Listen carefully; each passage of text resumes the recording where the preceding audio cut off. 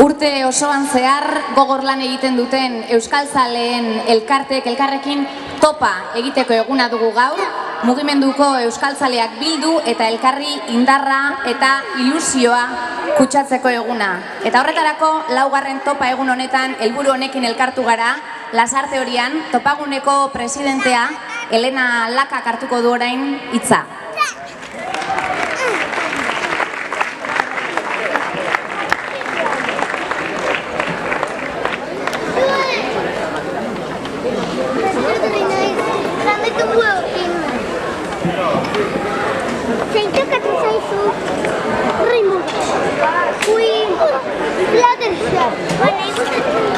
Kaixo, arratsaldeon, Lasarte Horiara etorri zareten euskaltzale guztiei, eskerrik asko lehenengo Lasarte Horiako herritar guztiei gertatu duzuen jai eder honegatik, eskerrik asko bereziki Lasarte Horiako txakun elkarteari, badakit urte osoan zehar lan egin duzuela gaur hemen danok goxo, gustora eta posik egon ahal izateko. Egia esan horrela sentitzen ari gara, eta eskerrak ematekoa da horrelako abikortasuna erakutsi izana.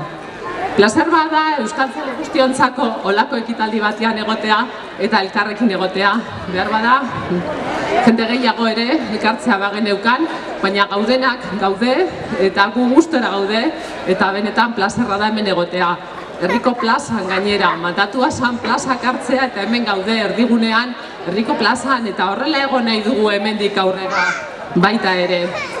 Nik uste dut bereziki, nik posa sentitzen dut horrelako euskaltzalen mugimenduan egoteko jendea artean, lagun artean.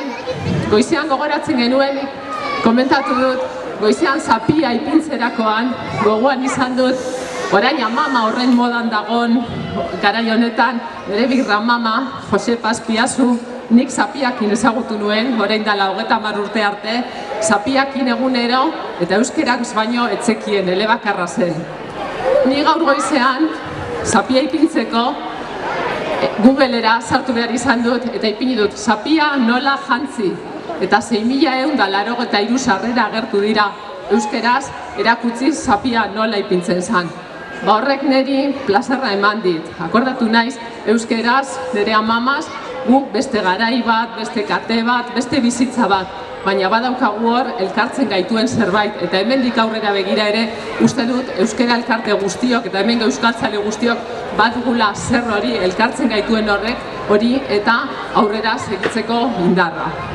Hau laugarren topa eguna da eta, orain Maiderrek esango digu, baina txakun elkarteko Tomasek, presidenteak, lekukotza emango diogu datorren urteko topa eguna antolatuko duen Karrikaluzeko ordezkariei. Karrikaluze Atarrabiako elkarteko, Atarrabiako euskera elkartea da eta beraiek izango dute ardura datorren urtean topa eguna antolatzeko.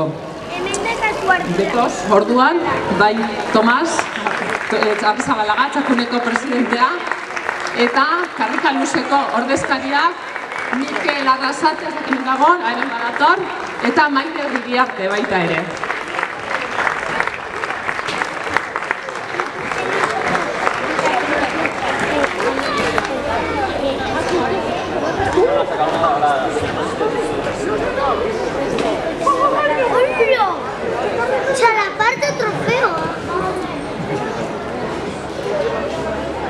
Guk lekokoa Jarion hartu genduen, Bizkaian hartu genduen, eta orain Atarrabiako Karrikaluze elkarteari luzatzen dugu, Nafarroari.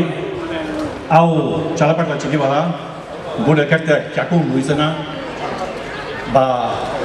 txakun honen goiatzuna, bialdu nahi dugu Nafarroara, bialdu nahi dugu Iruñerriera, bialdu nahi dugu Herriberara, bialdu nahi dugu Iparraldera, bialdu nahi dugu Euskal Herri osora.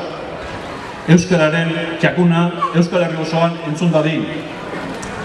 Gora euskera, gora topagunea, zuei ere mila esker, eta animo, urrun urtean, ikusi gara.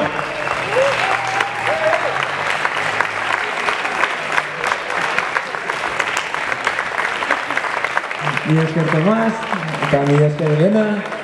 Bueno, pues plazera guretzat, erronka handia, ea suerte izaten dugun ere hemen hasi denean euri pixka bat botatzen kezkatu gara, baina, bueno, helduen urtean ere guraldi hona egiten digun, gozatzen dugun olako bazkari batekin eta beste hainbat gauzekin, saiatuko gara, pues hori, duintasun osoz egiten eta, asmatzen dugun, eta hori, eskerrik asko bildu zareten guztiok, animatzen zaituztegu ere, helduen urtean gurera etortzera ere, eta hori, mila esker eta helduen urtera arte.